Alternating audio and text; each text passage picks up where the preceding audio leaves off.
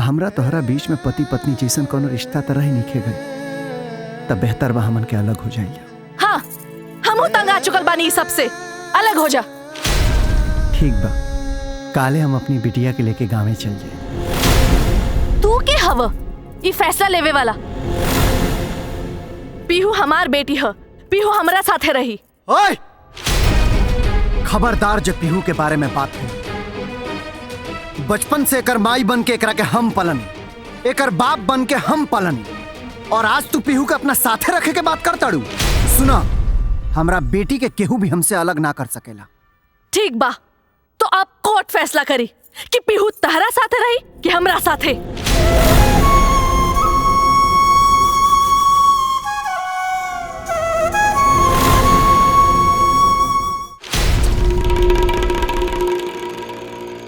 ये नहीं हो सकता। क्यों नहीं हो सकता है राघव? मेरी बेटी से बढ़कर ना ही मेरे लिए फिल्म है, ना ही दौलत।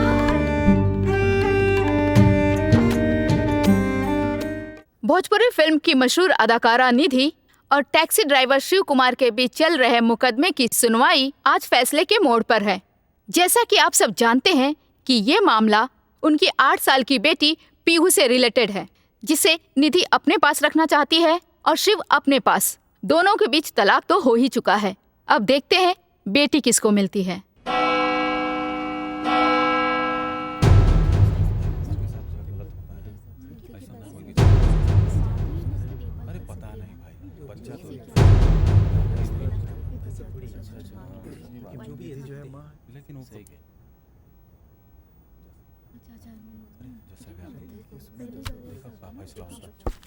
Order, order. अदालत की कार्यवाही शुरू की जाए। Thank you milord. मिलॉर्ड, जैसा कि अदालत को पता है, ये केस मेरी मुवक्किल मिस निधि और मिस्टर शिव कुमार के बीच 8 साल की बच्ची पीहू के लिए चलाया जा रहा है।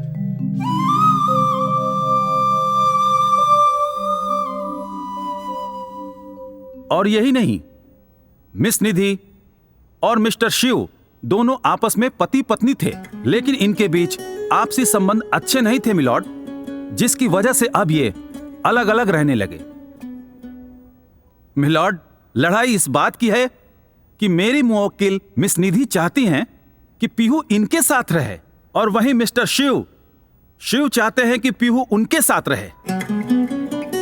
यही नहीं, ये पीहू को अपने साथ गांव ले जाना चाहते हैं। तो मिलॉर्ड, जिस बच्ची की परवरिश शुरू से ही वीवीआईपी व्यवस्था में की गई हो और जिसे बचपन से 5 स्टार होटल जैसी सुविधाएं मिली हो, यहां तक कि उसकी मां खुद एक सेलिब्रिटी है और अपने बच्चे का भविष्य संवारने में सक्षम है, और वहीं मिस्टर शिव 40 से 50 हजार रुपया कमाने वाले एक मामूली टैक्सी ड्राइवर, क्या ये अपनी बेटी को वही सुख सुविधाएं दे सकते हैं जो उनकी मां ने दी है?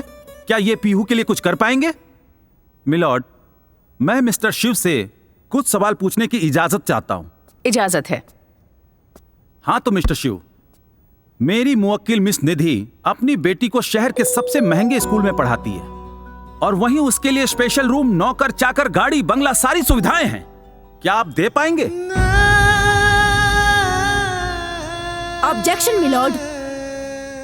मेरे काबिल दोस्त मेरे मुवक्किल से ये कौन सा बेहुदा सवाल पूछ रहे हैं?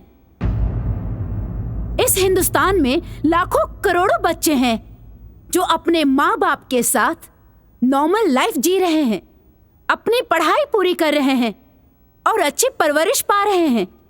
इसी नॉर्मल लाइफ की वजह से हमारे देश में डॉक्टर राजेंद्र प्रसाद, डॉक्टर बाबा साहेब अम्बेडकर और डॉक्टर अब्दुल कलाम जैसे महान इंसान और शख्सियत दिए हैं। यही वजह है कि बच्चों को महान बनाने के लिए अच्छे संस्कार की और सच्चे प्यार की जरूरत होती है, और वो प्यार हमारे मुवक्किल शिव कुमार बचपन से लेकर आज तक अपनी बच्ची को दे रहे हैं। ऑब्जेक्शन मिलॉर्ड, इनके कहने का मतलब क्या है? मेरी मुवक्किल मिस निधि क्या अपनी बेटी पीहू से प्यार नहीं करती? नहीं मिलॉर्ड, इन्होंने अपनी बेटी के लिए अपनी इज्जत, शौहरत, सब कुछ दांव पर लगाकर मिस्टर शिव को गले लगाया और उनसे प्यार किया। अमीरी, गरीबी, ऊंच नीच का भेदभाव मिटाकर इनको इज्जत दी। लेकिन इन्होंने क्या किया? इनकी बेइज्जती करके लाके कोर्ट में खड़ा कर दिया। ऑब्जेक्शन मिलॉर्ड, ये सरासर मेरे मुवक्किल पे इल्जाम लगा रहे हैं।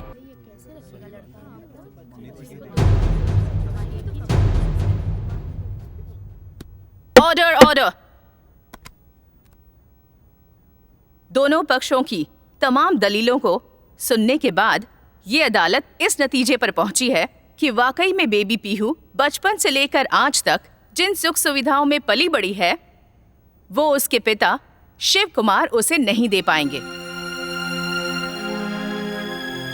लिहाजा ये अदालत पीहू को अच्छे भविष्य के लिए और अच्छी परवरिश के लिए उसकी माँ निधि को सौंपने का हुक्म देती है। अरे राघव बाबू आई। भैया निधि कहाँ है? निधि हॉल में बैठल बानी। सवेरे से ना केहू से कुछ बोला तानी ना कुछ काम धाम करत तानी। जाई आप ही देखी कुछ बात हुई तो समझाई निधि के। ठीक है भैया, मैं देखता हूँ।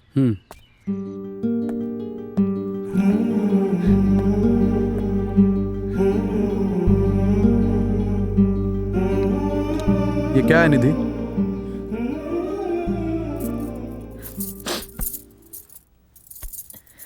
भैया भाभी बता रहे थे कि तुमने खाना पीना काम धंधा सब छोड़ दिया है। तुम तो ऐसा बिहेव कर रही हो जैसे पीहू कहीं खो गई है। पीहू कहीं खोई नहीं है, वो सिर्फ तुमसे जुदा हुई है। देखो निधि, ये दुख तकलीफ खुशी गम ये तुम्हारा निजी प्रॉब्लम है। इसका असर अपने कैरियर पे मत होने दो। तुम इस तरह से काम धाम बंद कर दोगी, लोग तरह तरह की बातें करेंगे तुम्हारे बारे में, जिससे हमारी बहुत बदनामी होगी। मैं कहता हूं मूड ठीक करो और काम पर ध्यान दो। और रही बात पीहू की, तुम्हारा दिल जब चाहे तुम मिल सकती हो। मैं खुद ले चलूंगा तुम्हें मिलाने के लिए।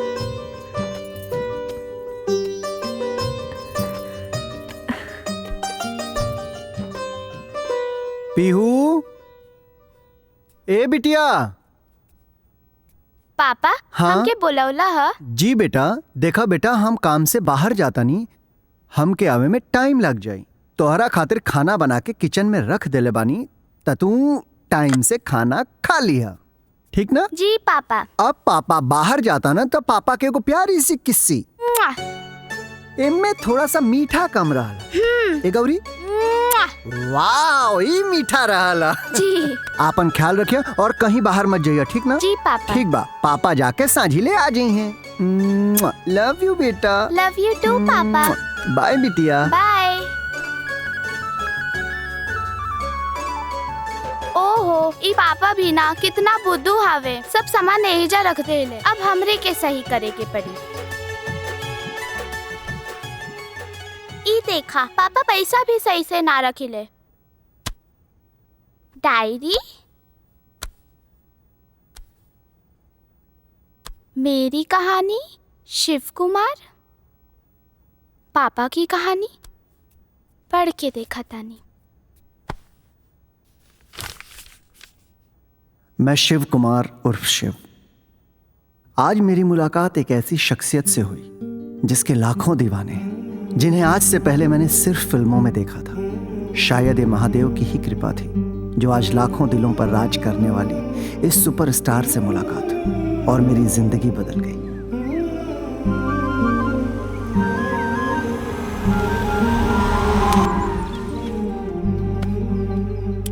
मैडम देखा तनी गाड़ी में का भइल बा।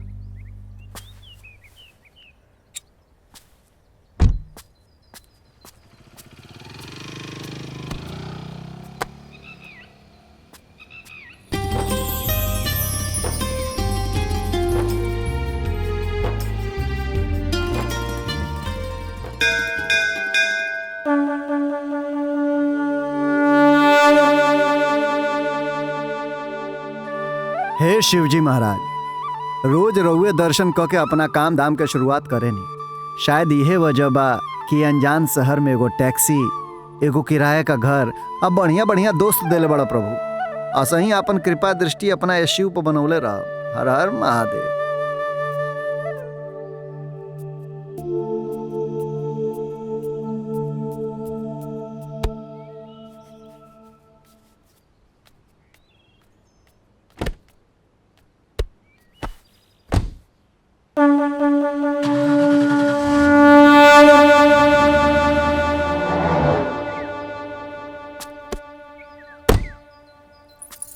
मैडम। भइल कुछ पता चलल? मैडम गाड़ी खराब हो गई बा, अभी बगैर मैकेनिक के ठीक ना हो पाई।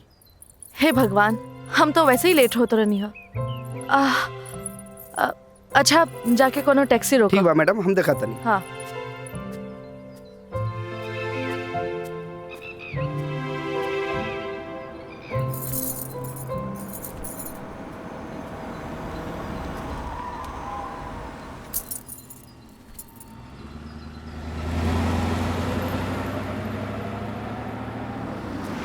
का भाई गड़िया खराब हो गई हाँ भैया, गाड़ी खराब हो गई बा, मडाई लेने जाए के बाद जाई बा। हाँ काहे ना जाए, केकरा के जाए के बा भेजो। ठीक बा, अभी बुलावा तनी।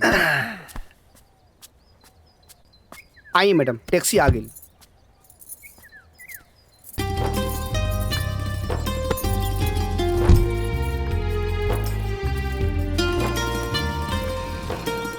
बैठी मैडम। गाड़ी ठीक करवा ली हो? जी मैडम।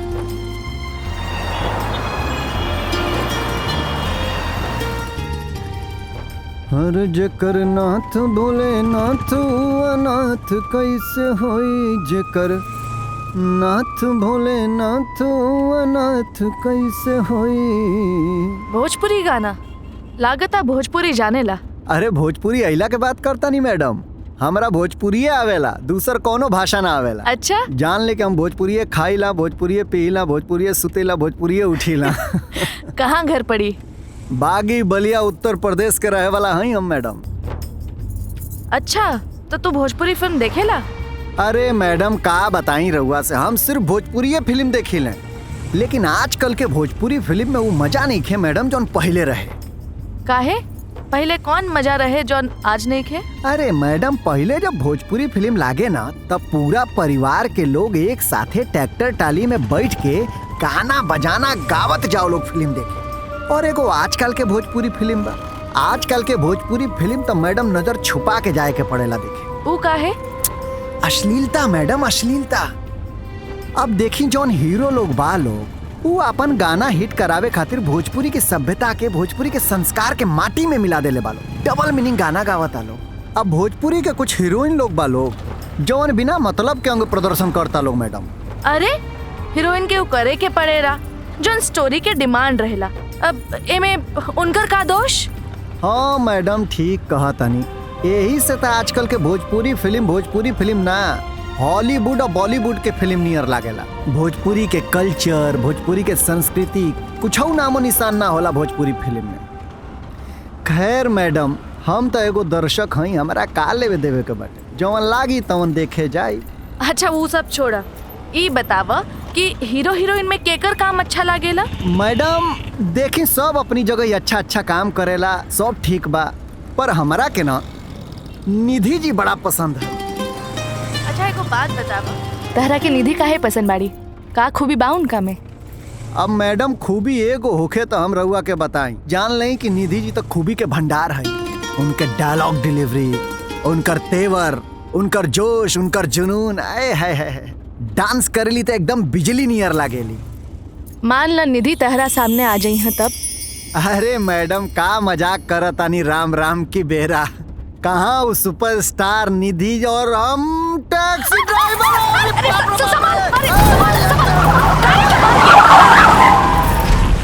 अरे मैडम रउआ हमरा टैक्सी में, हे भगवान हे महादेव।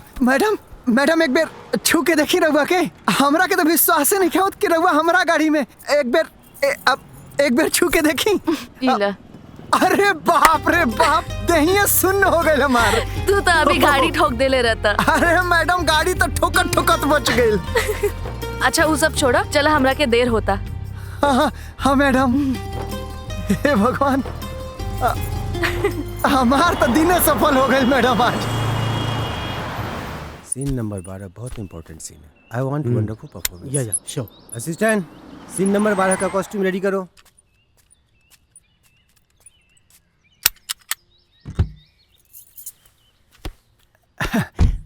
आई मैडम। अब कितना पैसा भइल? अरे मैडम पैसा वैसा के बात का करतानी, आपके इजाजत होके तो शूटिंग देख लें, कबो देखले नहीं थी। काहे ना, आव। जी। अच्छा सुना जी, हमरा के हमरा के पता नहीं है कि हमार गाड़ी कब आई और हमरा के घर भी वापस जाए के जी। बा। तो तू ऐसन करे कि तू एजा रुक जा। जी। जॉन भी आवन जावन के पैसा रही हाँ। हम दे दे प्लस वेटिंग। ठीक ठीक बा मैडम। ठीक बा। आप स्पॉट जी, मैम। इनकरा के चेयर दो और चाय पानी भी। ठीक बा। ओके। Thank you madam. आइए।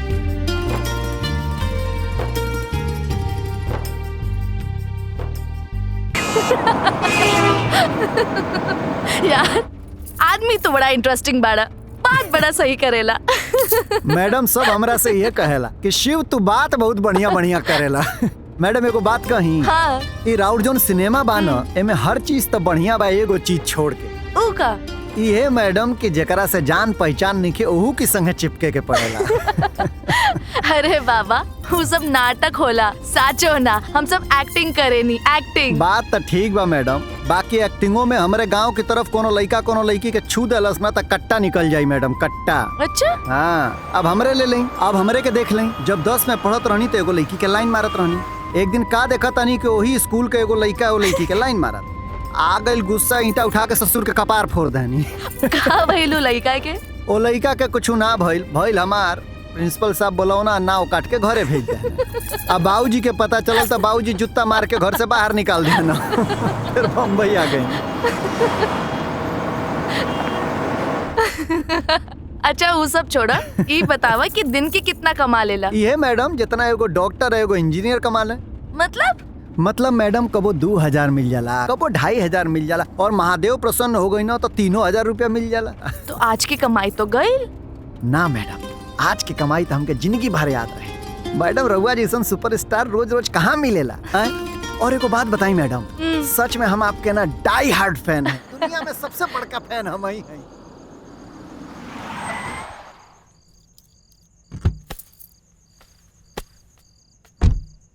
हाँ, आई मैडम।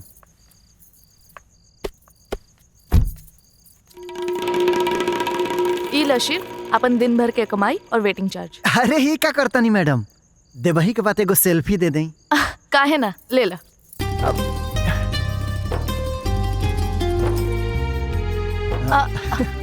अरे ऐसे ना दा हमरा के, हम लेता नहीं।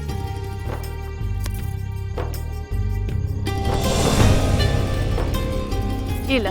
धन्यवाद मैडम। और सुना, धंधा से कौन मजाक ना, ठीक बा? जी। अच्छा अब हम चलता। जी मैडम। हाँ नंबर मिल जाए तो कबो कबो फोन कर लेती। ई ला हमार कार, ठीक बा? अच्छा अब हम जाता नहीं। गुड नाइट मैडम जी।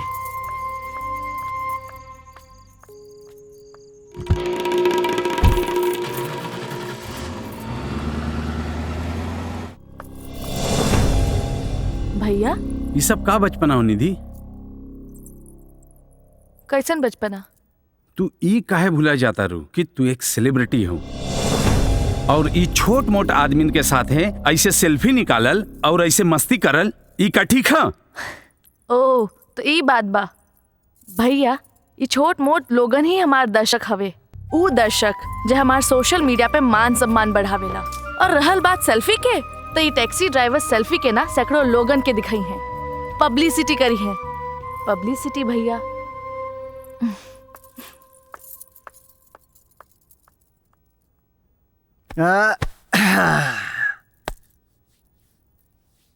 भगवान भोलेनाथ के आशीर्वाद से आज के दिन हमारा जिंदगी के सबसे बढ़िया दिन रहा है।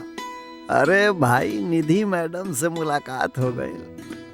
हाँ निधि मैडम नंबर दिल बड़ी एगो फोन कइल जाओ उनका के।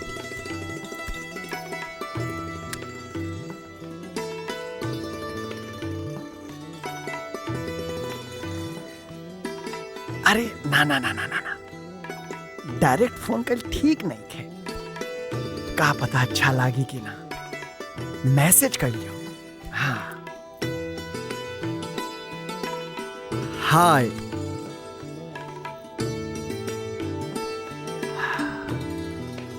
रिप्लाई आ जा, रिप्लाई आ जा।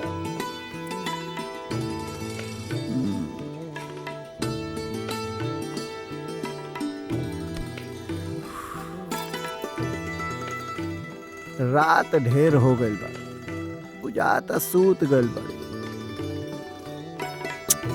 कोनो बात ना, मैसेज तो भेज ही दिले बड़ा से। चलो तू कपड़ा उपड़ा बदलो, सुता मर्दवा।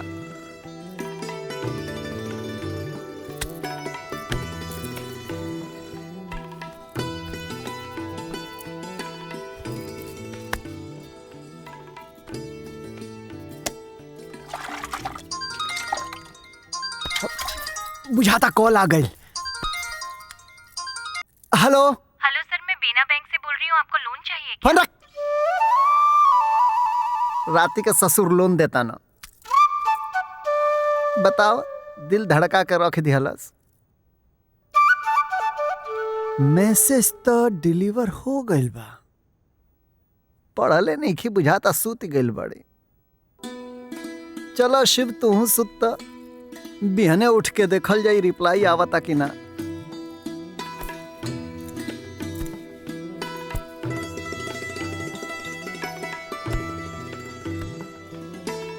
निधि मैडम कितना बढ़िया लगा ताड़ी नए सेल्फी में।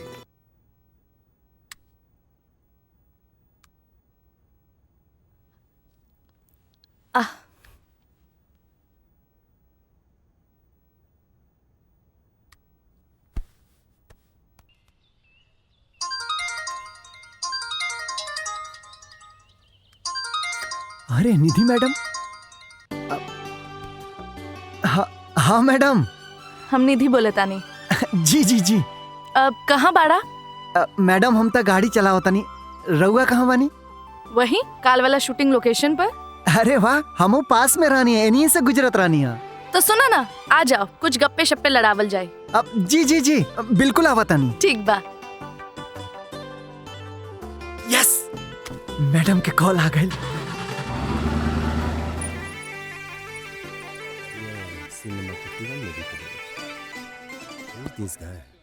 मैडम नमस्ते। अरे शिव, आओ बैठो। Thank you. संजू, ये शिव हवे, बड़ा ही दिलचस्प आदमी। नमस्ते। नमस्ते जी। अब मैडम रउआ खातिर राउट फेवरेट फ्रूट प्लम। अरे वाह, तोहरा के कैसे पता बा कि हमरा के प्लम पसंद बा? अरे मैडम रउआ सबके बारे में के ना जानेला। राउर उठल बैठल खाइल पियल सब कुछ तबा यूट्यूब पर। बुझाता कि निधि जी के काफी सर्च करेला यूट्यूब पर। अरे यूट्यूबे पर ना महाराज, फेसबुक इंस्टाग्राम, हम हर जगह सिर्फ और सिर्फ इन्हें के फॉलो करेनी। वाह संजू, ट्राई करके देखा, बहुत ही टेस्टी बा। सिग्नल पर के हवे ना? अरे रउआ के कैसे मालूम महाराज?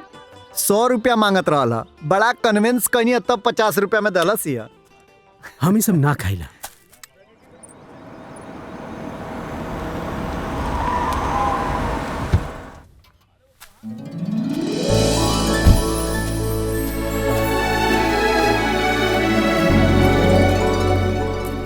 निधि,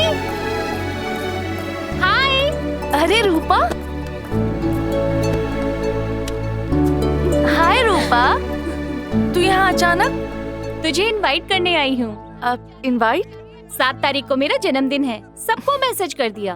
तुझे पर्सनली यहाँ इनवाइट करने आई हूँ, क्योंकि उस दिन सिर्फ मेरा जन्मदिन ही नहीं है, एक सरप्राइज भी है तुम्हारे लिए। सरप्राइज? कैसा सरप्राइज? आना उस दिन, वो तो बर्थडे वाले दिन ही तुम्हें पता चलेगा। ठीक है, आजा चल कॉफी पी लेते हैं। नहीं नहीं, आज नहीं, बहुत लेट हो रही, मुझे बहुत काम है आज। पक्का? पक्का। चल बाय। Take care.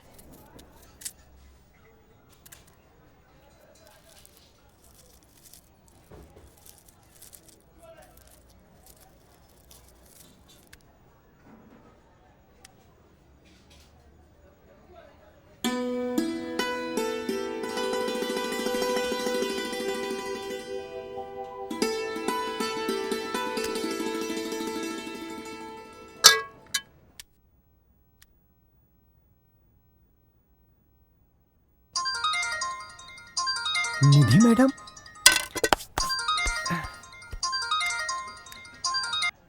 अब हाँ मैडम। शिव, आप सुत गए लगा? अरे ना मैडम, बस पापी पेट खातिर कुछ पकावत रहनी है और फोटो निहारत रहनी है। अच्छा अच्छा सुना, हमरा के अभी कॉल आयल रहे, कल शूटिंग कैंसिल हो गई बा। तब का घर में बैठे बैठे बोर हो जाए, कल घूमे चली। घूमे? पर कहाँ? अरे बाबा, कितना बड़ शहर बा, घूमे की कितना जगह बा। सुना, कल सुबह 11 बजे तो हमरा से मिला। ठीक बा मैडम, आ जाए। ठीक बा, गुड नाइट।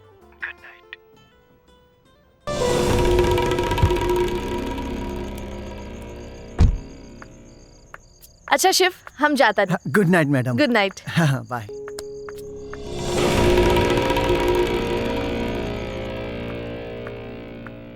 रूपा के मैसेज। ओह गॉड, हम तो भुला ही गई नहीं, कल रूपा के पार्टी में जाए के बा।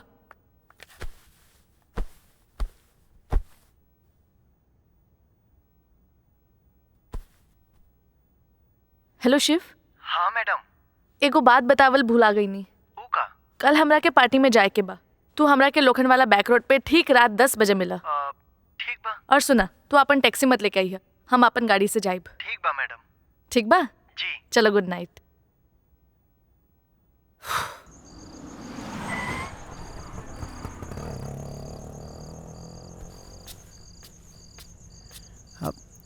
Good evening madam. Oh good evening Shiv, आव। कहाँ चले के बा? अरे आव ना।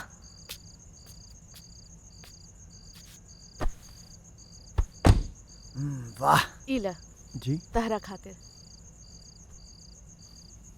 कोट पैंट हमरा खातिर? तहरा खातिर बनवली। हमरा खातिर कहाँ है?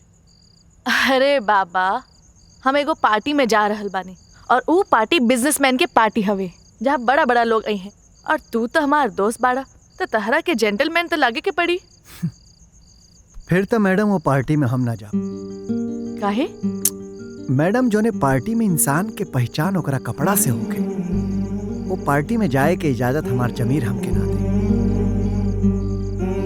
आज के सच्चाई यही है मैडम कि ये टैक्सी ड्राइवर के वर्दी हमार जान है, यही हमार पहचान है।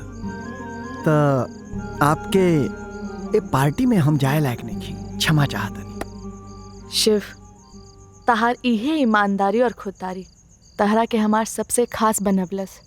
अब तू यही ड्राइवर के वर्दी में चला, हम कुछ ना बोलब। चला Manoj.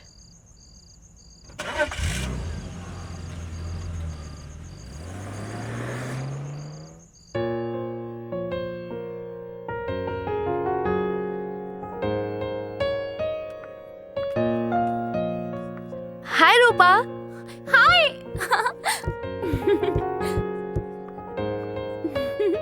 Hello Nidhi. Happy birthday. Thank you. चले? चलो, अब तू चला। अरे ना ना मैडम, चला ना। अरे आप जाइए। पक्का? पक्का। ओके चलो जी। रूपा।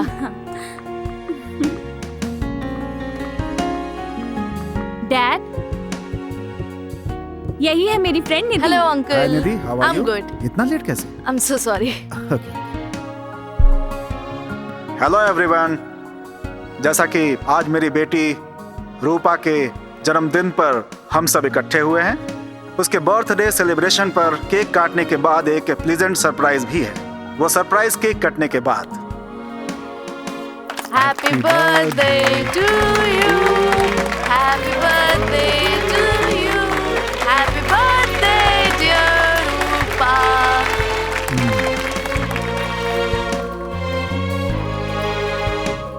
तो दोस्तों, अब वो खुशखबरी देने का समय आ गया है। मेरी बेटी रूपा ने अपना जीवन साथी चुन लिया है और वो लड़का मेरी कंपनी में ही काम करता है। Vijay, please come on the stage. Thank you.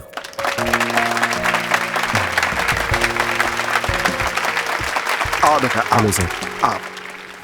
रूपा ने अपना जीवन साथी चुन लिया है, तो मैं भी एक पिता का फर्ज अदा करते हुए अगले महीने की 15 तारीख को शादी तय कर दी है दोनों की।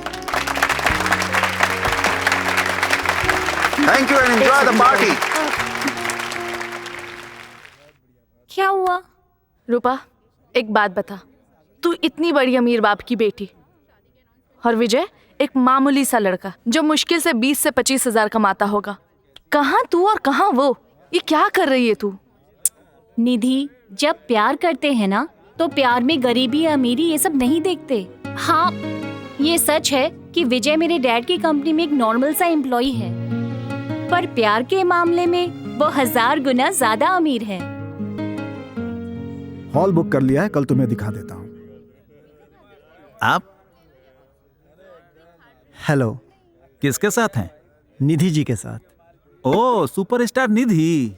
हाँ, सुपरस्टार निधि। ड्राइवर? ना ना ना ना ना, अरे महाराज दोस्त हैं उनके। ड्राइवर दोस्त?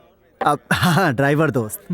तुझे पता है एक बात, पूरी दुनिया में विजय ही एक ऐसा लड़का मिला मुझे जो मेरी दौलत से नहीं, मुझसे प्यार करता है, पूरी ईमानदारी के साथ। ठीक है बाबा, वो सब ठीक है, पर इतनी जल्दी शादी? यही सही टाइम है शादी करने का। सही टाइम पे शादी, सही टाइम पे बच्चे, सही टाइम पे जिम्मेदारी। तू भी एक सही सा लड़का देख के शादी कर ले जो तुझसे सच्चा प्यार करता हो। अरे भाई, दारू पियोगे? अरे ना ना, हम दारू वारू नहीं पीते हैं महाराज। अरे दारू में मजा ही मजा है। जब एक घूंट अंदर जाती है तो दिल की बात जुबां पे आ जाती है। नहीं नहीं।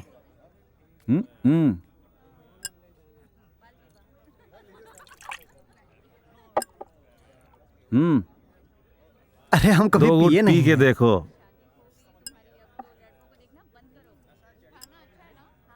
पीना पड़ेगा। अरे एंजॉय करो यार। अरे बहुत कड़वा है महाराज। Enjoy brother.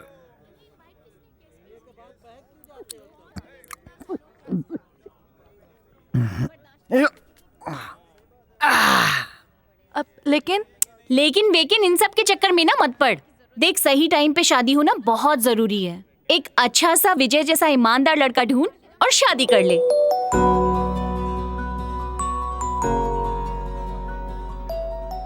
मैडम, शिव साहब ने बहुत ज्यादा पी लिए हैं, लगता है ड्रामा करने वाले हैं। व्हाट? ई कैसन बात करत ताड़ू शीला? बिल्कुल ठीक बात करत तानी। इतना बड़का पार्टी में ऊपर टीचर ड्राइवर के लेके गइल बिया और लाडली बहिन, ओह में सूट खरीद के अपना गाड़ी में बिठा के सब पता कैले बानी ड्राइवर से। हमरा तो समझ में नहीं आवता ई लड़की का करी। हम तो परेशान हो गइल बानी। निधि के कुछ करे के जरूरत ना बा। करे के बाद तो उ लड़का के, उ ड्राइवर के, जे जोंक जैसा निधि के पीछे चिपकल बा।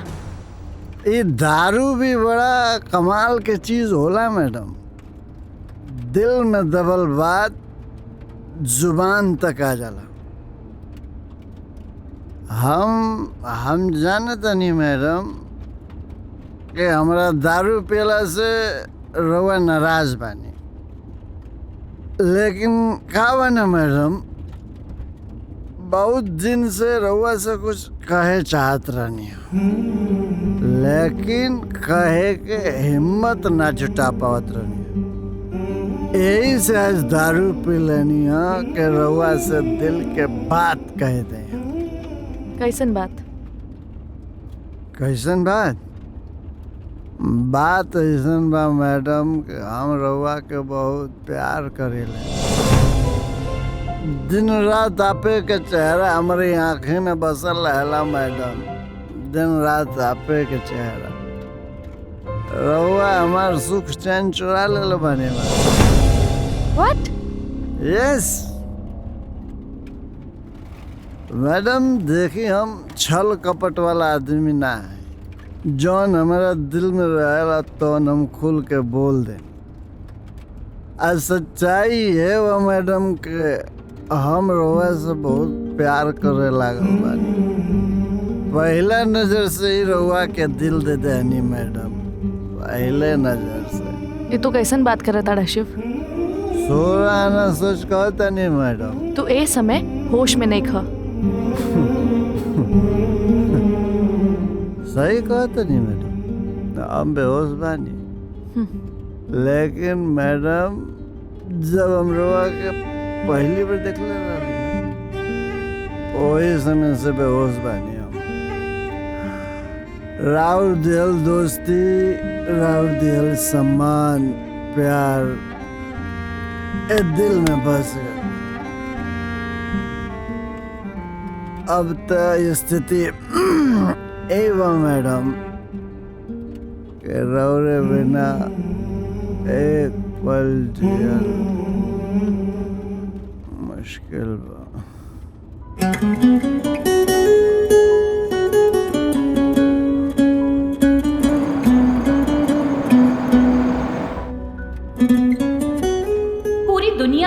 विजय ही एक ऐसा लड़का मिला मुझे जो मेरी दौलत से नहीं मुझसे प्यार करता है। तू भी एक सही सा लड़का देख के शादी कर ले जो तुझसे सच्चा प्यार करता हो।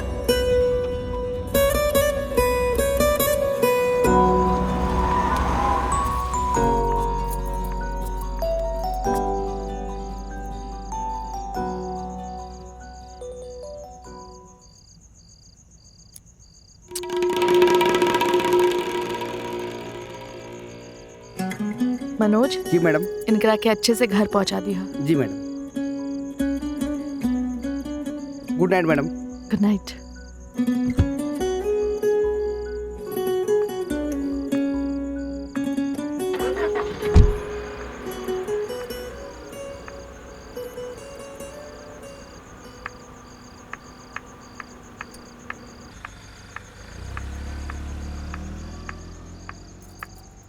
भैया अभी ले जागल बाड़ा जा। जौने भाई के जवान बहन इतना रात रात भर घूमत रही तो उ भाई के नींद कैसे आई? अब का भइल बा भैया?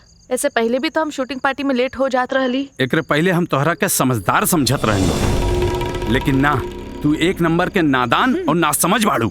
तोहरा के ई नइखे मालूम कि ई समाज और सोसाइटी में तोहर का अहमियत बा।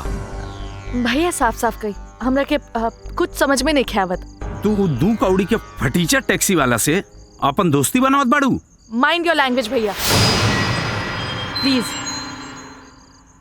असली जिंदगी का होला हम वो टैक्सी ड्राइवर से जन्म, वरना आज तक नकली जिंदगी, नकली प्यार, नकली मोहब्बत, नकली आंसू, नकली जिंदगी, मान सम्मान के ड्रामा करत रहनी। यह ड्रामा जिंदगी के ड्रामा बना दी हलस। माई बाप के मुआला के बाद असली हंसी आई तो वो टैक्सी ड्राइवर के वजह से। प्यार, मोहब्बत और अपनापन के एहसास भइल तो वो टैक्सी ड्राइवर के वजह से।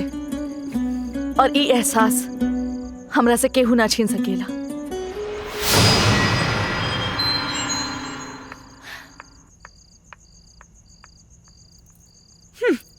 बुझा गई इनकर वजह।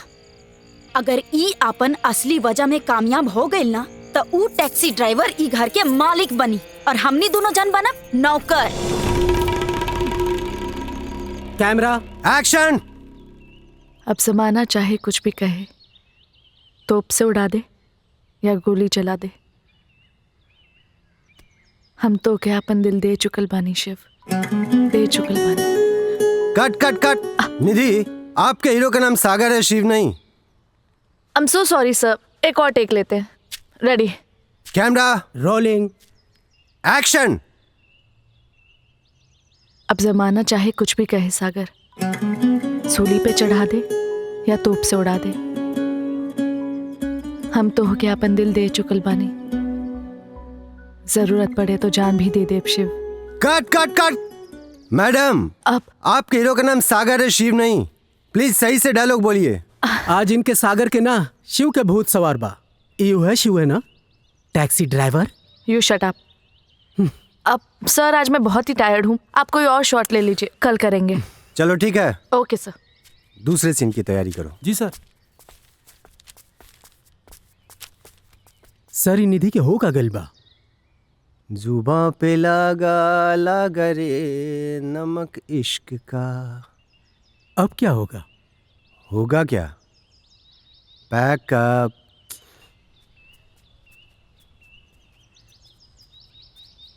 हेलो, हाँ शिव, हमरा के फिल्म सिटी में आके मिला, कुछ जरूरी बात करे के बा। ठीक बा।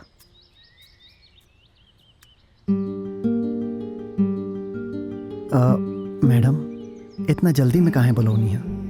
एक फैसला लेवे के बा। फैसला? कैसन फैसला? शादी के।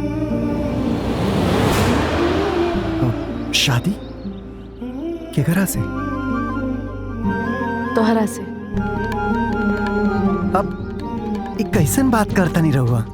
अब कहाँ आप कहाँ हम राव ऐशो आराम की जिंदगी दिखले बानी मैडम। हमरे लगे का बा एगो टैक्सी 10 बाई 12 का कमरा, वो भाड़ा से। बियाह करे के बाद रहुआ के राखब कहाँ हम? शिव, तो अगर चिंता मत कर, तू हमरा साथे रह, हमरे मकान में।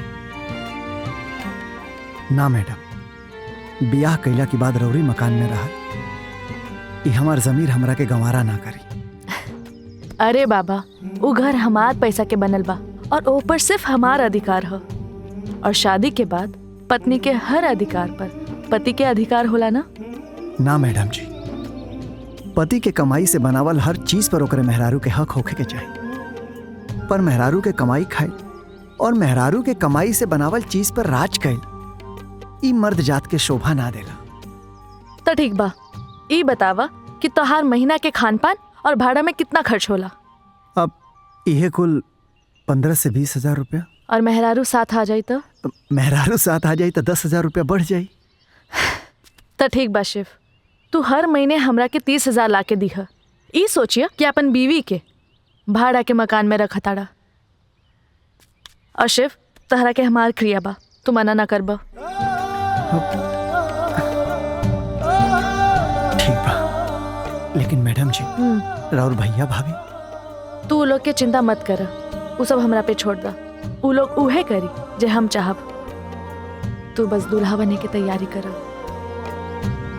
ठीक बा।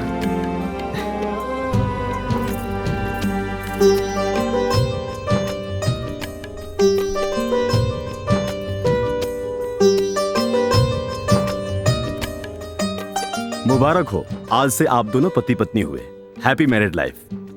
Thank you. सदा सुहागन रह बहन। तू तो हमनी के कुछ करे ना दिलू, ना तो इस शहर हम पूरा जगमगा देती।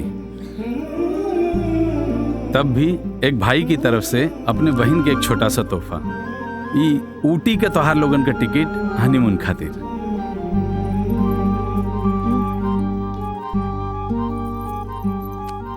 थैंक यू भैया, थैंक यू।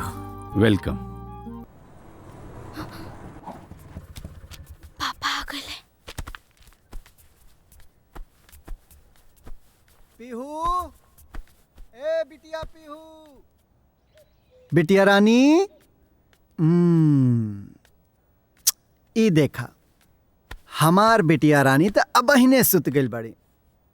पीहू, ए बेटा। ओ पापा, कितना बढ़िया सपना देखत रानी हम। बिटिया रानी, इस सपना देखे के टाइम ना है, ये खाना पीना खाए के टाइम है।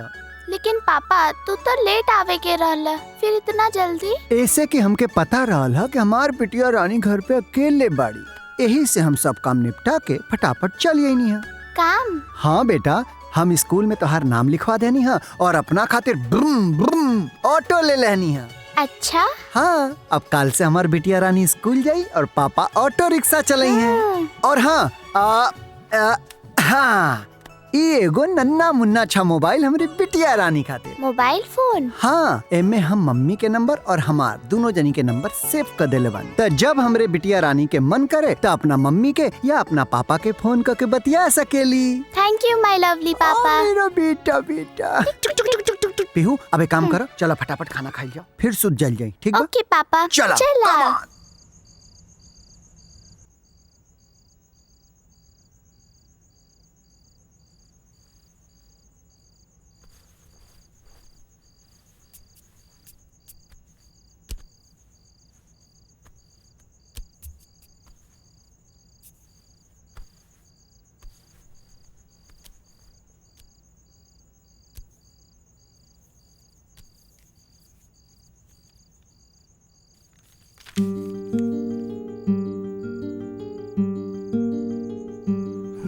शादी के बाद भी निधि अपनी शूटिंग, पार्टी, मुहूर्त, मीडिया में लगी रही।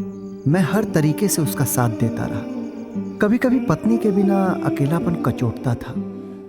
इस तरह कब 1 साल गुजर गए पता ही नहीं चला। मेरी खुशी का ठिकाना तब नहीं रहा जब मुझे पता चला कि मैं बाप बनने वाला हूँ। और मेरे जीवन का सबसे खुशी भरा और अनमोल क्षण वो था जब मेरी गोद में मेरी नन्ही सी परी, मेरी बिटिया पीहू आई।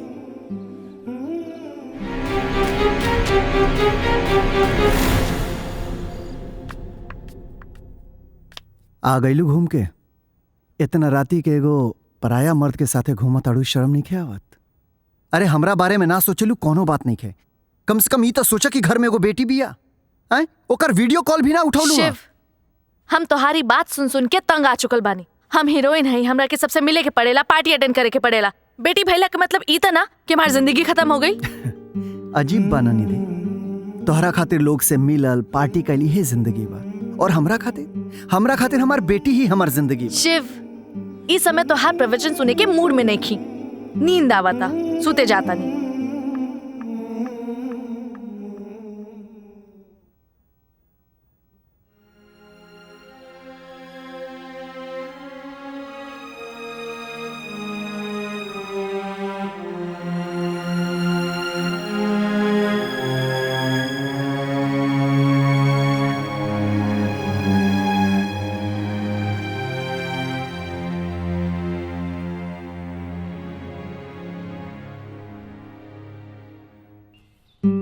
देखते देखते मेरी बेटी 8 साल की हो गई। ये 8 साल का वक्त कैसे गुजर गया कुछ पता ही नहीं चला।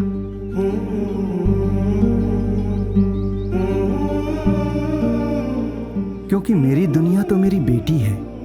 उसकी हंसी खुशी मेरे सारे दर्द और गम को हर लेती थी। निधि के संबंध हमारे साथ इस मोड़ पर पहुंच चुके हैं कि मेरी इज्जत उसकी नजरों में अब उतनी ही रह गई है जितनी उसके घर के नौकर रामू की है। मैं तो सिर्फ इसलिए रुका हूं उस घर में क्योंकि मेरी जिंदगी, मेरे जिगर का टुकड़ा, मेरी बेटी उस घर में रहती है।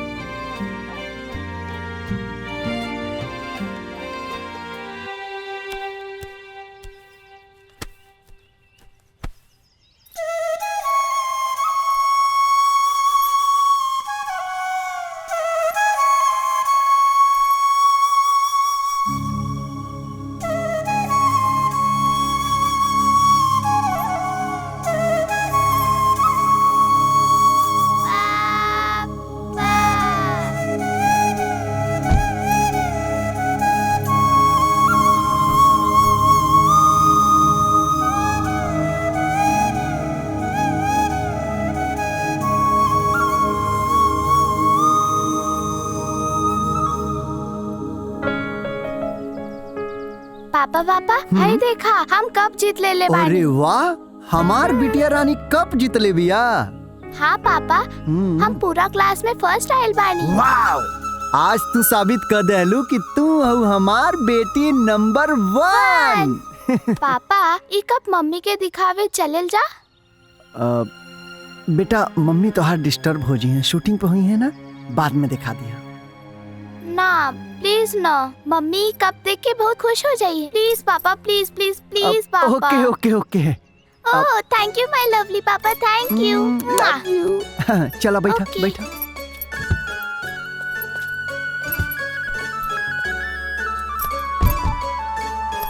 चला। मैडम आपकी 3 फिल्में हिट हुई हैं, हैट्रिक हुई है, इसका श्रेय आप किसको देना चाहेंगी? जिसका श्रेय मैं अपने टीम मेंबर्स को दूंगी, हमारे राघव जी को दूंगी और हमारी जनता जनार्दन को दूंगी, जिन्होंने हमारे फिल्म को इतना प्यार दिया, इतना पसंद किया। मैडम कहा जा रहा है कि आपने अपनी प्राइस बढ़ा दी है और लोगों को डेट्स के लिए परेशान कर रही हैं। जी नहीं, बिल्कुल गलत है। मुझे बदनाम करने की कोशिश की जा रही है और ये वही लोग कह रहे हैं जिनकी फिल्म के लिए मैंने मना किया है। तो मैडम आपने मना क्यों किया? देखिए, एक अच्छी फिल्म के साथ साथ एक अच्छी स्टोरी की भी जरूरत होती है जी। और दूसरा मैटर होता है डेट का। ये लोग वही डेट मांगते हैं जो मैं किसी और को दे चुकी होती हूँ। मैडम आपने जो अभी सुजीत वर्मा की फिल्म साइन की उसके बारे में कुछ बताएंगी? उसकी कहानी के बारे में, आपका कैरेक्टर कैसा है, इसके बारे में कुछ बताएंगी? देखिए, कैरेक्टर बहुत ही अलग है, जितना मैं करती हूँ फिल्म उससे।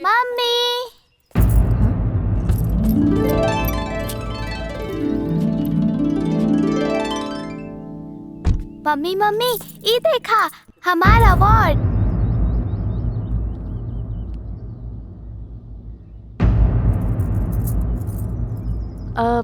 पीहू बेटा, तू यहाँ?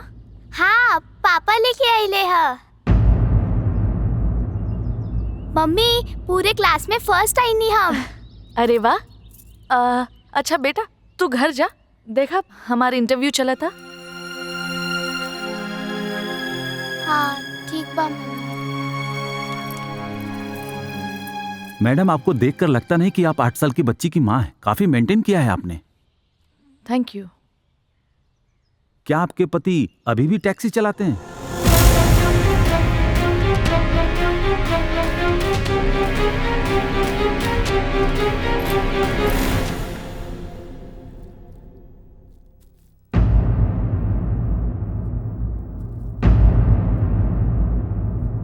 का हो गई? सब लोग ऐसे कहे बैठल बा? मौत हो गई बा, मौत। मौत? केकर मौत? निधि के शोहरत, नाम और करियर के, जेकर वजह तू बाड़ा तू। हम का कहनी है? अरे कार बेवकूफ, अकल का अंधा, तो के का जरूरत रही पीहू के मीडिया के सामने ले जाए का? वो तोर ई फटीचर सी हालत में। भाई साहब प्लीज जबान संभाल के बात तू करी। आज तक अपन जबान संभाल के रख रहा कि केहू और जबान संभाल के रखी? तहरा के इज्जत से सर उठा के चले के मौका देनी, हाई फाई सोसाइटी में रखनी, और तू का कइला? हमार मान सम्मान इज्जत के धूल में मिला दिया। ई कैसन बात करता हूँ? ई कैसन कलंक के टीका हमरे कपारे मढ़त अड़ू? अरे कलंक की टीका तो हमार माथा मर देला। देख लिए कल के हेडलाइन और अखबार। का जरूरत रहे तहरा ई टैक्सी ड्राइवर के हुलिया में मीडिया के सामने आवे के? हम घर आई थी तो का जरूरत रहे हमार बेइज्जती करे के? मम्मी पापा की कौनो गलती नहीं खे, हम ही बोलनी। तू चुप रहा, ते नादान हवे, इनकरा तो समझ होके के चाहिए। हाँ निधि, नादान तो हम आज तक रहनी है, पर आज समझ आ गई। ई समझ आ गई कि तोहरा के बेटी और पति से ज्यादा प्यारा करियर बा। हाँ बा, हमरे के हमार करियर से प्यार बा। अगर हमार करियर ना रहित तो तहार ई 40-50 हजार की कमाई से न ही तहरा की बंगला मिलित, न ही एसी मिलित, न ही मखमल के बिस्तर जे पे तू चैन की नींद सुता ताड़ा।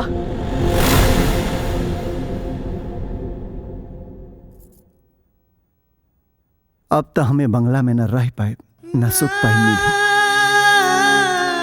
काहे से कि तू हमरा जमीर के सामने सच और झूठ के दीवार खड़ा कर देलू।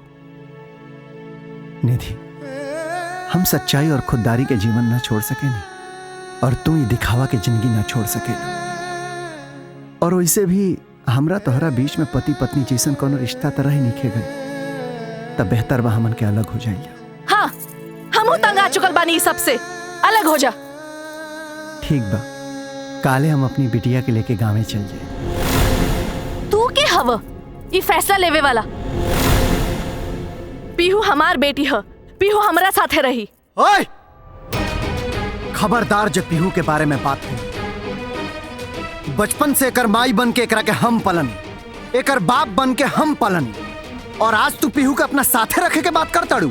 सुना, हमरा बेटी के केहू भी हमसे अलग ना कर सकेला। ठीक बा, तो आप कोर्ट फैसला करी कि पीहू तहरा साथे रही कि हमरा साथे।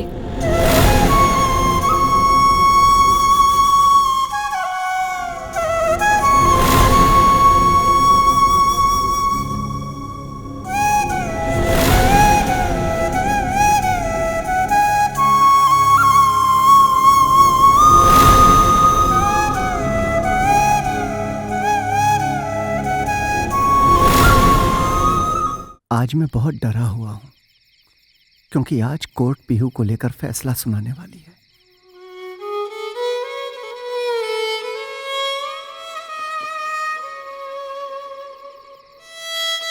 अगर पीहू मुझे मिली तो मैं जी जाऊंगा, और अगर नहीं मिली तो मैं अपने आप को खत्म कर दूंगा,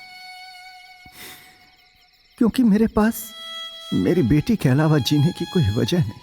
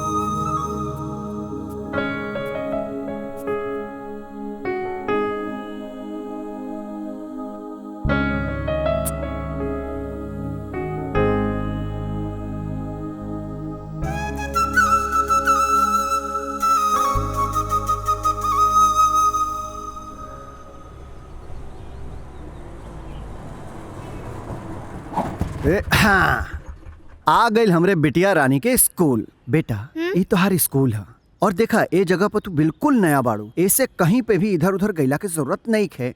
ठीक 4 बजे पापा तोहरा के लिए आ जाई हैं। जी पापा। ठीक बा बेटा। पापा हम मम्मी से बात कैले है। कब कैसे?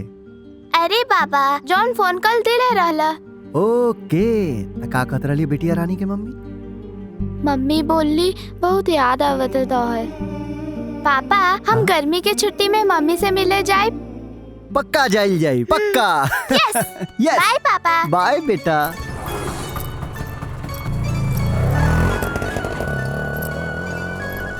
पापा I love you. I love you too बेटा।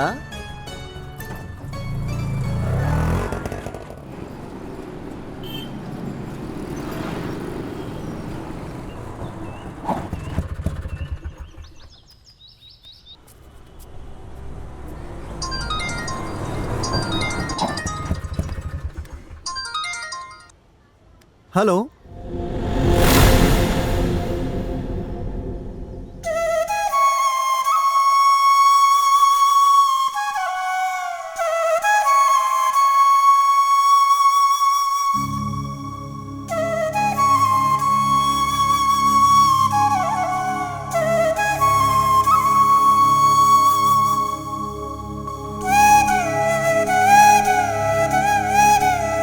पीहू पीहू बेटा बेटा कहाँ हो गई पीहू? देखिए इसे डिस्टर्ब मत कीजिए, ये अभी बेहोश है। कहाँ हो गई हमारी बेटिया के? डॉक्टर साहब ही आपको बता पाएंगे। जी प्रिंसिपल साहब कहाँ हो गई हमारी बिटिया के? स्कूल में चक्कर खा के गिर गई थी, तभी मैंने आपको कॉल किया। जी कहाँ भइल बा डॉक्टर साहब हमारे बेटी के? देखिए मिस्टर शिव, जानना तो सब चाहते हैं, समझना कोई नहीं चाहता। मतलब ये डॉक्टर, हॉस्पिटल, दवाई, ये सब तो बच्चों के लिए एक सपोर्ट है। सबसे बड़ी दवाई तो माँ बाप का प्यार होता है। बच्चों को संभालना, देख रेख और उनको इतना खुश रखना, उनको एहसास न होने देना कि वो किसी तरीके से बीमारी में है। डॉक्टर साहब हमार बेटी हमार जिंदगी है और ओकर मुस्कान हमार दुनिया। रहुआ साहब सब बताई ना हमरा बेटी के का भइल बा। मिस्टर शिव, आपका ये कॉन्फिडेंस देखकर लगता है कि आप एक हिम्मत से काम लेने वाले समझदार पिता हैं। आपको अपनी बेटी के साथ हिम्मत और समझदारी से काम लेना पड़ेगा। उसे इतना खुश रखिए कि उसको पता ही न चले कि वो बीमार है। जल्द ही उसे लखनऊ लेकर जाइए और किसी बड़े हॉस्पिटल में इलाज करवाइए। बाकिर कहाँ है डॉक्टर साहब? ऐसन का भइल बा हमरा बेटी के? मिस्टर शिव, आपकी बेटी 3 से 4 महीने की मेहमान है। उसे ब्लड कैंसर है।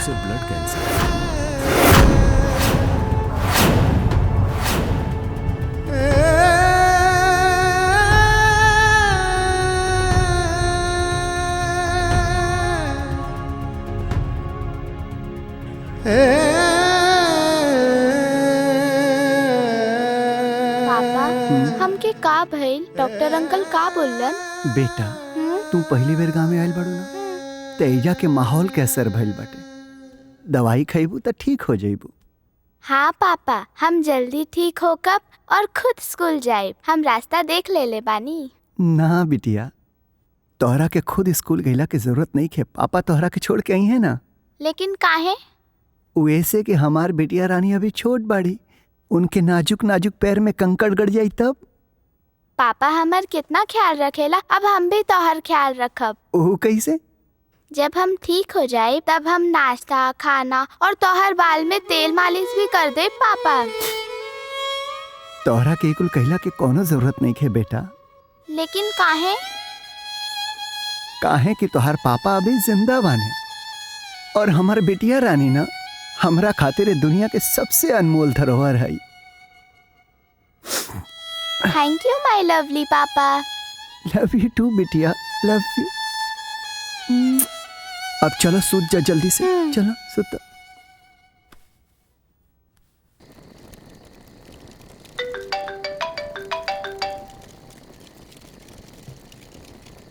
यस सर। निधि, बच्ची का सब रिपोर्ट सही है। ये ब्लड कैंसर के आखिरी स्टेज पे है, बहुत कम समय है इसके पास। सर कुछ भी रास्ता नहीं निकाल सकते आप? सर जितने पैसे खर्चे होंगे मैं करने के लिए तैयार हूँ, बस मेरी बेटी को। नहीं निधि, इस स्टेज के बाद कोई रास्ता ही नहीं बचता। सॉरी निधि, इस वक्त मैं इस बच्ची के लिए इतना ही कह सकता हूँ। God bless you.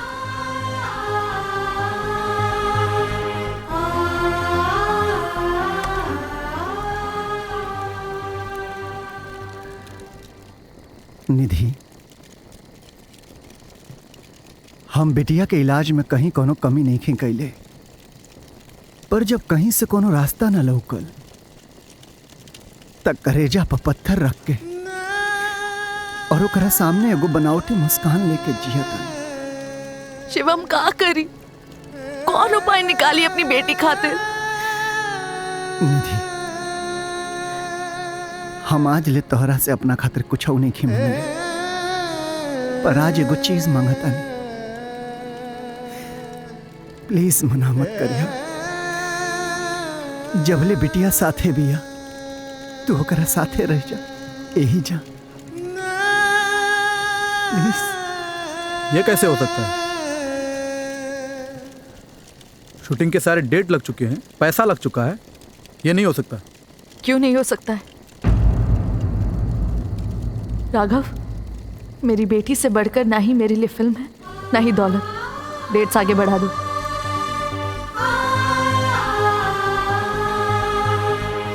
इट्स ओके, मैं कल ही मुंबई चला जाता हूँ और सारी डेट आगे बढ़ा देता हूँ।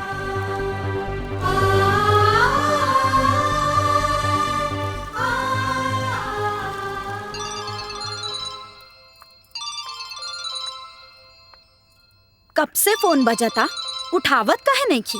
अरे का उठाई फोन? सवेरे से लोगन से झूठ बोल बोल के जबान खिया गेल बिया। एक तो पता नहीं वहां का करत बिया, फोनो ना उठावत बिया निधि। तो राघव के फोन करके पूछ ली ना कि कहाँ बाड़न सा लोग। वो अभी नहीं आएगी भाभी। काहे? का भइल? भैया वो पीहू को ब्लड कैंसर हो गया है। का बकवास करत बड़े? वो कुछ ही दिन की मेहमान है। हे भगवान, ये का हो गई? जाना ताड़ू मम्मी, हम और पापा हमेशा यही जा सुतेली। अच्छा? हाँ, और पापा हमेशा नई नई कहानी सुनावेले और एगो कहानी हम सीख ले बानी। अरे वाह, हमरी बिटिया के एगो कहानी आवेला। हाँ, सुनाई? सुनावा। हाँ, एक ना तांगे वाला था और वो तांगा चलाता था और खाली समय में बांसुरी बजाता था और मीठी मीठी बातें करता था। एक दिन एक राजकुमारी अपने रथ से जा रही थी तो रथ का पहिया टूट गया। तो फिर तांगे वाले ने राजकुमारी को अपने तांगे में बिठाकर राजकुमारी के घर तक छोड़ दिया। राजकुमारी को तांगे वाला बहुत अच्छा लगा। फिर दोनों मिलने लगे और दोनों को एक दूसरे से प्यार हो गया। फिर एक दिन राजकुमारी तांगे वाले को छोड़कर चली गई। तांगे वाला बहुत रोया। मम्मी, राजकुमारी तांगे वाला के छोड़ के कहाँ चल गई? काहे? पापा ना बतावला क्यों कहाँ गईली? पापा तो कहत रहले राजकुमारी परी लोग चल गई। तमाई बेटी के गुफ्तगू चालू बा, है ना? पापा, मम्मी के हम एगो कहानी सुनावली। हाँ। अच्छा, हमार बिटिया रानी मम्मी के कहानी सुनावत रही है। हाँ पापा, तू यही जा सुत जा, हम तोहरा की कहानी सुनाई, शेर और सियार वाली। अब ना बेटा, आज तू मम्मी के लगे सुता, हम बगल वाला कमरा में सुत जाता नहीं। ना पापा, तू यही जा सुता, हम खाना भी यही जा लेके आए। अरे बेटा, हम राघव अंकल के एयरपोर्ट छोड़े गए लानी है ना, तो हम उनके संगे रास्ता में खाना खा लेनी है। तो ठीक पापा, प्लीज यही जा सुता ना। कितना दिन के बाद मम्मी पापा के संगे सुते के मिला था।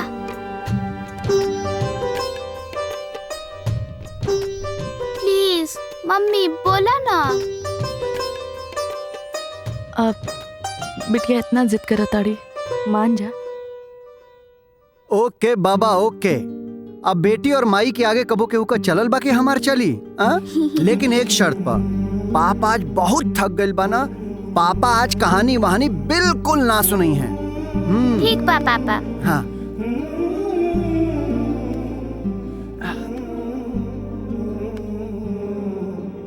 थैंक यू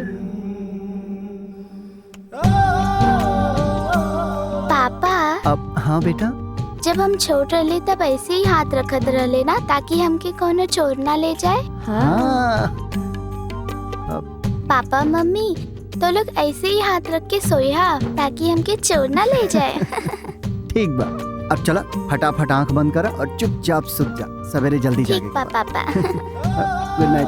गुड नाइट बेटा।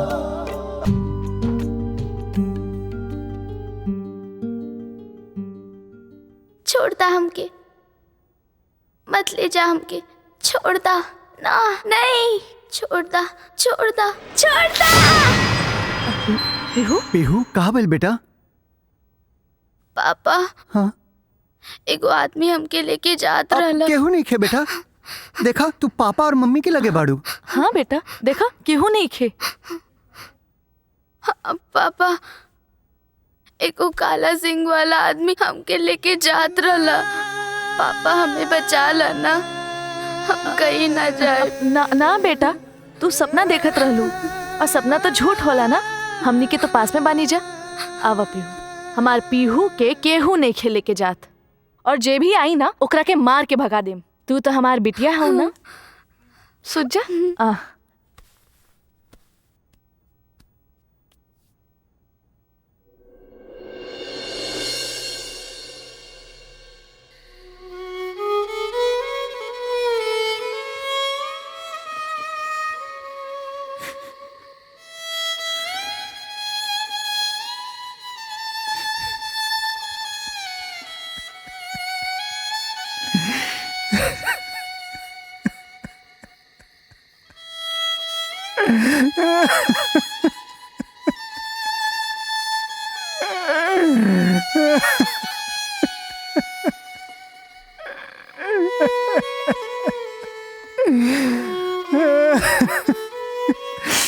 बेटा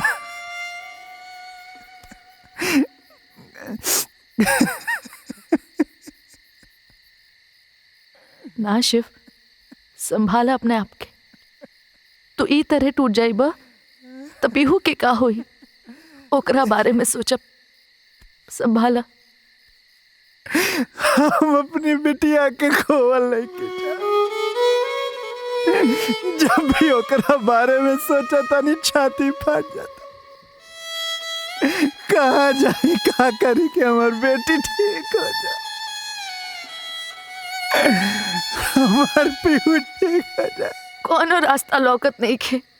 अगर होइत ना तो हम चुप ना बैठती, अपन बिटिया खातिर सारा दौलत कुर्बान कर देती। पर शायद भगवान के ई है मर्जी बा।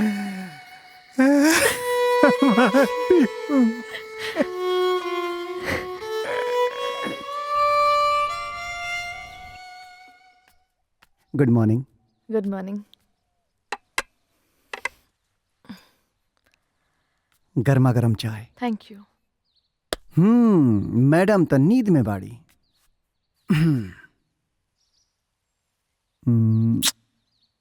गुड मॉर्निंग बिटिया। गुड मॉर्निंग पापा। बेटा देखा पापा तोहरा खातिर प्रोटीन लेके आइल बाना, जल्दी से पीला। पापा हमरा प्रोटीन पियला के मन नहीं खे। बेटा ये प्रोटीन ना है, पापा एमे अपन प्यार और अपन मिठास मिला के ले आइल बाने।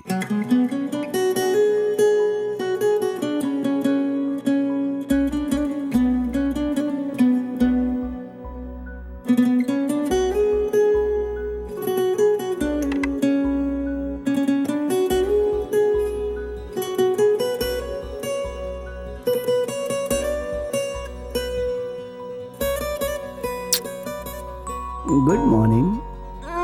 Good morning. हमरा सुते द, नींद आवता। यही से तो कहे नहीं मैडम कि टाइम से सुतल करा। अच्छा, रात भर सुते कहाँ देला, रात भर जगावेला।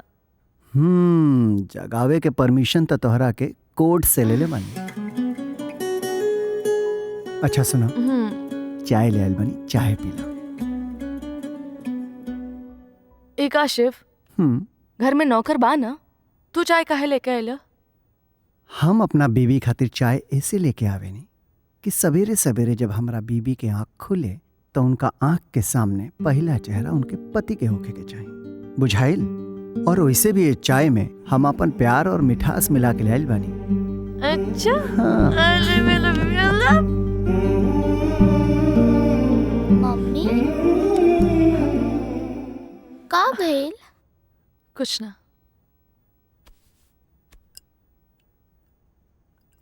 अकड़ बक्कड़ बम्बे बो 80-90 पूरे 100 से निकला धागा, चोर निकल के भागा। गर्मा गर्म मैगी पीहू बिटिया खातिर पापा अपने हाथ से खिलाई हैं। ना पापा, आज हम मम्मी के हाथ से खाए। मम्मी के हाथ से? पापा आज हमके मम्मी से प्रॉमिस करवावे के बा। प्रॉमिस? प्रॉमिस? कैसन प्रॉमिस? पहले हाथ दा। का देखा तड़ा? चला हाथ दा। ऐसे का देखा तड़ा जा? चला हाथ दा। अब हम जौन बोला वो तो लोगन के करे के पड़ी। पापा मम्मी हमके ऊटी घूमे जाए के बा।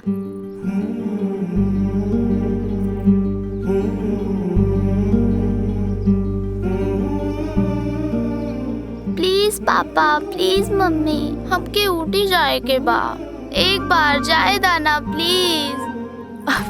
बस इतनी सी छोटी सी बात और इतना बड़ा प्रॉमिस? प्लीज पापा। बेटा लेकिन लेकिन वेकिन किंतु परंतु कुछ ना, हम आज ही सारा व्यवस्था कर देता नहीं, कल हमनी के ऊटी चलल जाए, ठीक बा? खुश?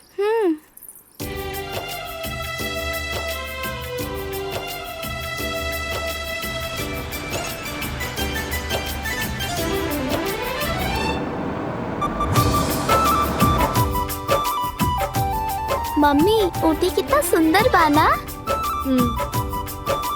पापा हमके शिवॉय होटल में रुके के बा। शिवॉय होटल? तोहरा के कैसे पता शिवॉय होटल के बारे में? हम मम्मी के फोन में गूगल करके देखनी। ओह, लेकिन बेटा शिवॉय होटल में ना रुके के। प्लीज पापा, मम्मी पापा के बोला ना प्लीज। ओके डन। भैया शिवाय होटल ले लो। हाँ।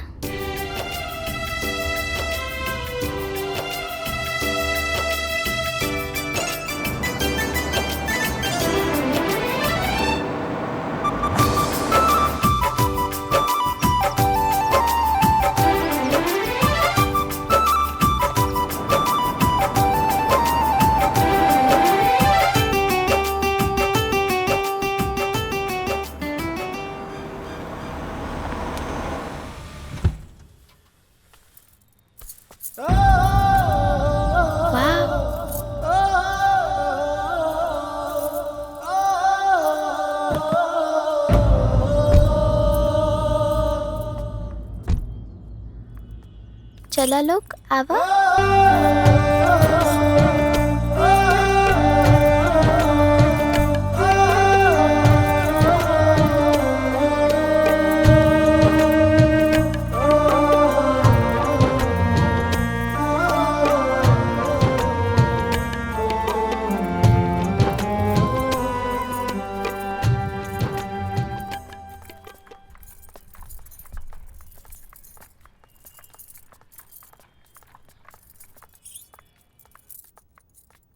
Good morning ma'am. Good morning.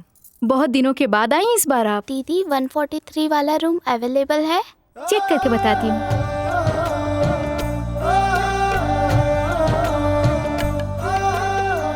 बेटा 143 का है? 143 तो मेरा लकी नंबर है।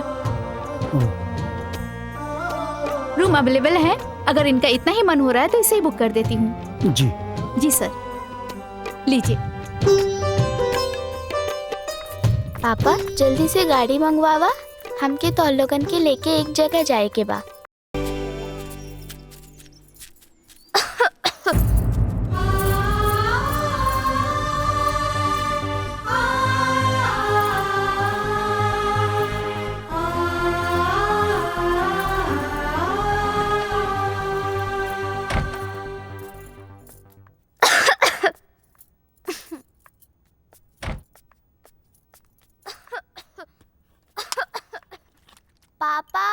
मम्मी हाँ पीहू बेटा।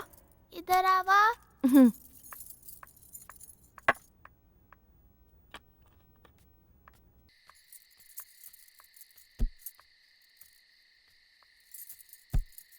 कितना खूबसूरत नजारा बाना। आसमान में सितारा गुनगुना रहल बा और हवा में संगीत घुलल बा। देखा ना शिव, कितना खूबसूरत नजारा बा। आसमान में सितारा गुनगुना रहल बा और हवा में संगीत घुलल बा।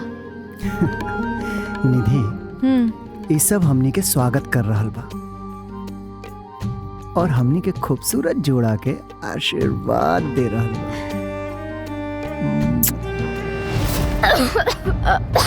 पीहू, संभाला। पीहू, पीहू, पीहू, अंदर लेके चलो। आओ, चलो आराम करो। पहले ऊटी, फिर उहे होटल, फिर उहे रूम नंबर, फिर उहे जगह, फिर उहे गाना, उहे शब्द। ये सब पीहू के कैसे पता बा?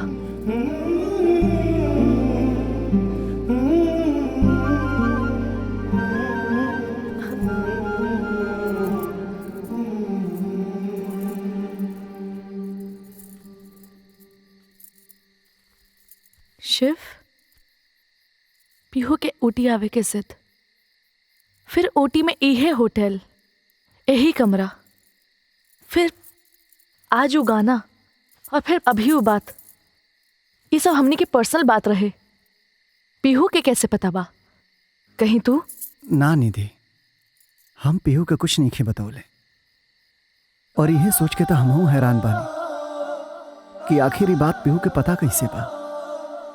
शिव, बात जॉन भी होके, पर पीहू के ये सब बात ना हमरा के सोचे पे मजबूर करता। निधि, पीहू अभी बच्चा बिया, नादान बिया, ओकरा बात के इतना सीरियस लहला की जरूरत नहीं है। और वैसे भी पीहू हमनी के खून है, शायद यही वजह से ओकरा के सब कुछ पता होके। अब रात बहुत हो गई बाटे, चला चला आराम कर ला।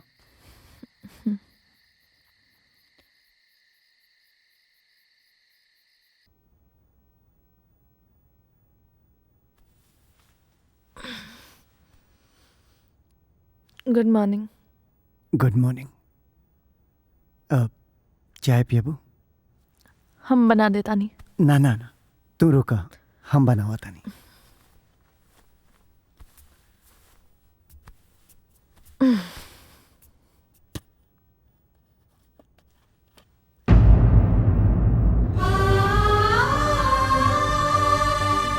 शिव, शिव, देखा ना पीहू के तेज बुखार बा।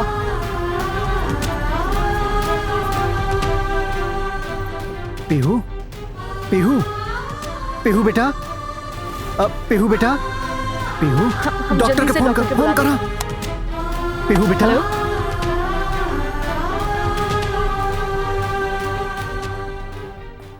2 मिनट के लिए आप जरा बाहर आएंगे?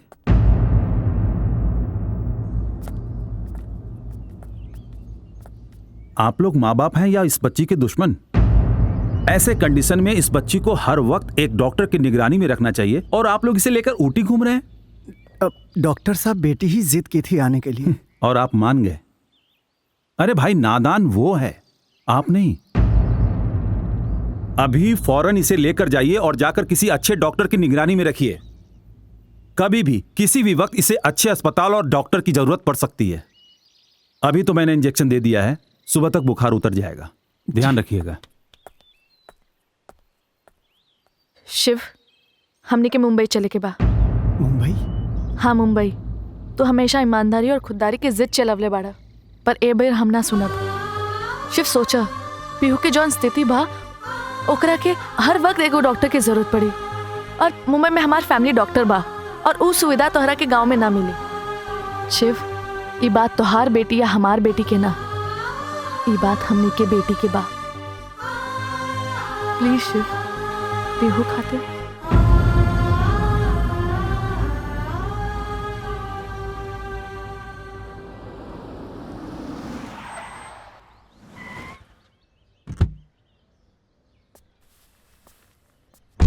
आई madam.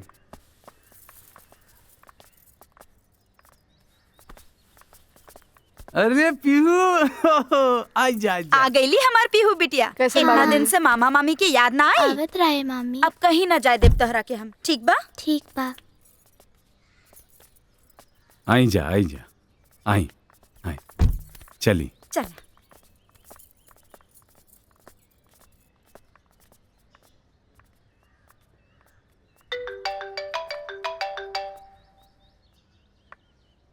Hello. Welcome two Mumbai निधि। अच्छा किया तुम वापस आ गई। Thank you Raghav. मैं भी काम खत्म करके ना 9-10 बजे तक तुम्हारे पास आता हूँ।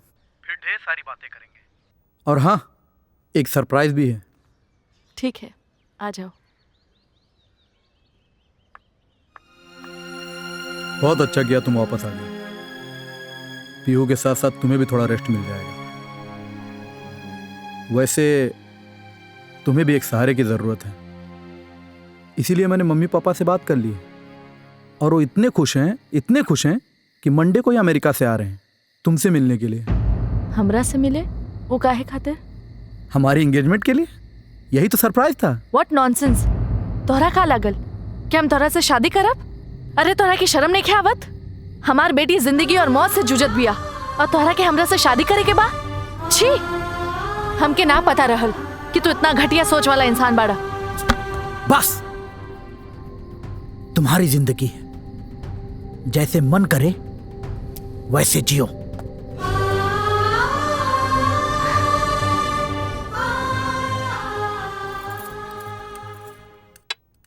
ना पापा, हमके भूख नहीं खे। काहे बिटिया? ई सब तो तहरे खातिर बनेले बानी। चला खा। बेटा खा ला, तोहरा के दवाई खाए के बना, खा लो बेटा। प्लीज पापा, हमके नहीं के खाए के। बेटिया, बिना खाए तू दवाई कैसे खाइबू? आवा, मम्मी तरह के खिया दी। आ कर।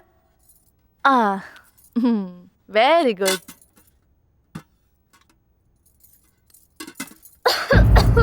पीहू, पीहू बेटा, पानी पी लो, पानी पी लो। पीहू, पीहू बेटा, पीहू बेटा, पीहू, पापा, पीहू, पीहू, पीहू बेटा, पीहू, पीहू, पीहू, पीहू। भाई साहब, शिव, डॉक्टर के फोन लगाएं। हॉस्पिटल चला। एम्बुलेंस लगाएं, एम्बुलेंस। पीहू, पीहू, पीहू बेटा,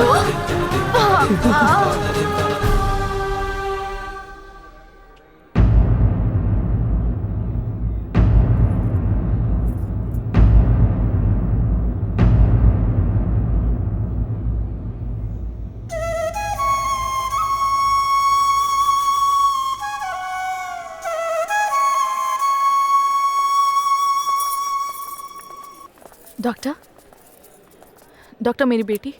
सॉरी निधि, पीहू के पास वक्त नहीं है।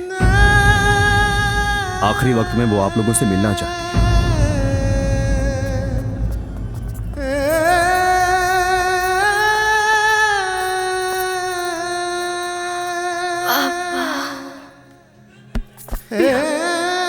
पीहू, पीहू, पीहू बेटा, पीहू,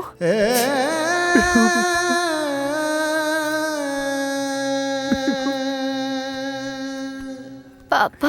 हाँ बेटा। अब हम ना बचब ना। ना बेटा, तू ठीक हो जाएगा बेटा। ना पापा, हमके सब पता बा कि हमके ब्लड कैंसर बा। हम मरे वाला बानी। हाँ पापा, वो दिन लखनऊ में डॉक्टर अंकल की बात सुन ले रानी। मशीन वही बताएगी जो बीमारी होगी। सच्चाई यही है कि तुम्हारी बेटी ब्लड कैंसर के लास्ट स्टेज पे है।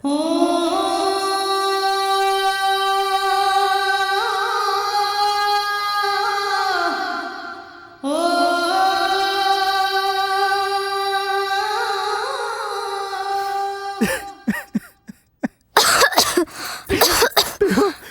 पीहू बेटा। Mummy papa. मम्मी हम पापा की डायरी पढ़ ले रहनी, यही से हमें सब पता रहे। मम्मी पापा हम तो लोगन से एगो चीज मांगी का, मना मत करी। हाँ ना बेटा ना मना करो। वादा करो पापा कि हमें वापस ले आईबा। बेटा पापा तोहर बेटी बनके मम्मी के कोख से जन्म लेवे चाहता नहीं। प्लीज पापा मना मत करी। हाँ प्लीज मना मत करी। हाँ पापा हमरे आंखें के सामने मम्मी से ब्याह करा ना, ये हमार आखिरी इच्छा बा। रामो माचिस ले।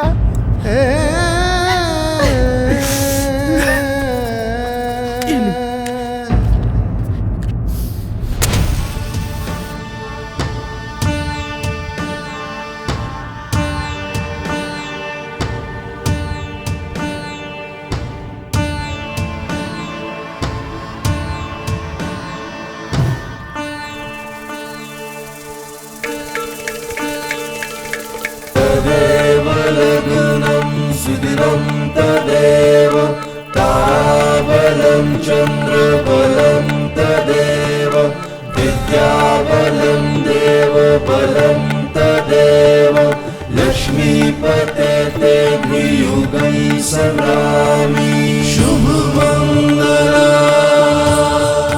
सावधा शुभमङ्गला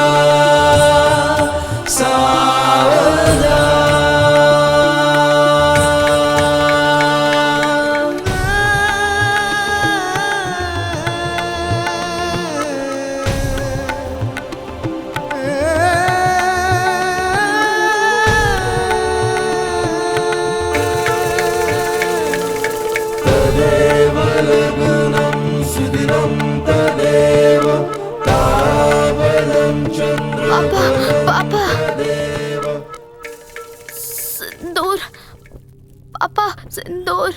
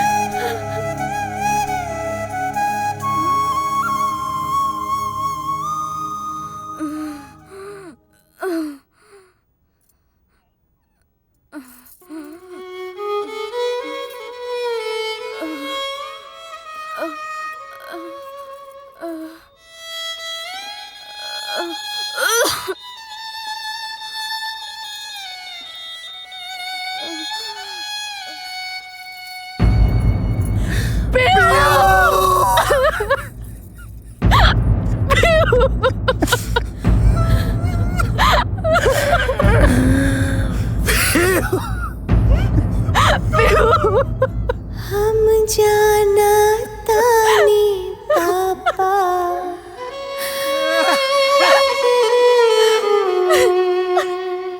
तू माने ला जान से बढ़ के पापा पापा बोल के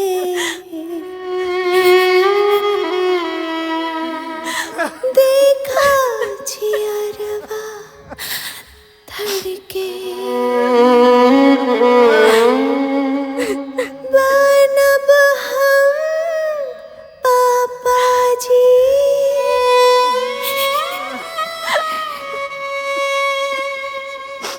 बनब हम पापा जी बुढ़ापा के छड़ी पापा के परी हम पापा के परी पापा के परी हम पापा के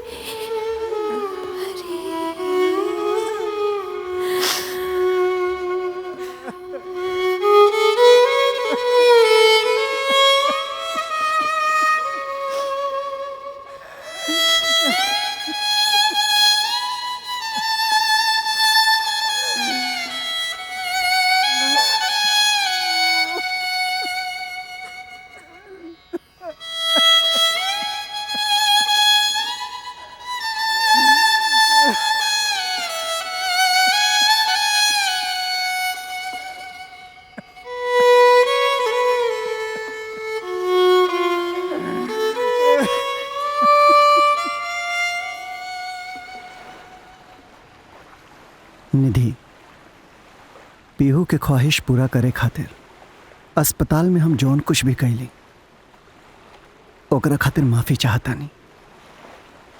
हम गाँवे जातानी, ट्रेन के टाइम हो गइल बा। अपन ख्याल रखिया।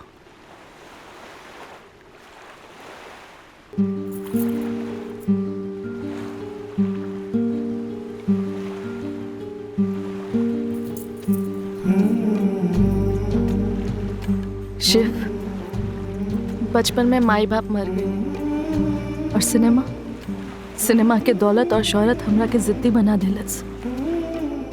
केहू एगो थप्पड़ मार के हमरा के समझावे वाला ना रहल कि का गलत बा का सही। शिव, हम तोरा के एक बार खो चुकल बानी, अब नहीं के खो सकत। और हमनी के पीहू के दिहल वादा भी तो पूरा करे के बा, उखरा के वापस लाए के बा।